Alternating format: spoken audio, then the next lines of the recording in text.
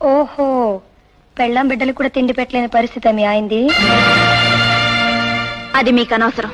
ఆ ఆహా హ. ఇక్కడ అడుగు పెట్టగానే నీకు మాతో అవసరం ఉందని నాకు చాలా బాగా అర్థమైంది. అది సరే గాని మీ ఆయన నిన్ను పువ్వులో పెట్టేగా చూసుకుంటున్నాడు? అంతకంటే ఎక్కువగానే చూసుకుంటున్నారు. అలాగా? మరెందుకు చిరుగు చీరలతో దిక్కులేని దానిలాగా మా దగ్గర చేయి చాపడానికి నిన్ను పంపించాడు? ఆపండి. మా ఆయన గురించి ఒక్క మాట అన్నా నేను సహించలేను. నువ్వు సహించినా సహించకపోయినా ముమ్మాటికి నిజాదేగా. కట్టుకున్న పెళ్ళానికి కనీసపు అవసరాలు, ఐ మీన్ ఇల్లు, బట్టలు, తిండి ఇవన్నీ ఏర్పాట్లు చేయని వాడు పెళ్ళెందుకు చేసుకున్నాడట? బహుశా పెళ్ళాం జాలిగా అడుక్కు తెస్తే తేరగా కూర్చొని తిందాం అనుకున్నాడేమో. నోర్మయ్, ఇప్పటి వరకు గోపాలరావు గారు అమ్మాయివని చాలా మర్యాద ఇచ్చాను. కానీ నీ మాటలు విన్నాక నిన్ను గౌరవించటం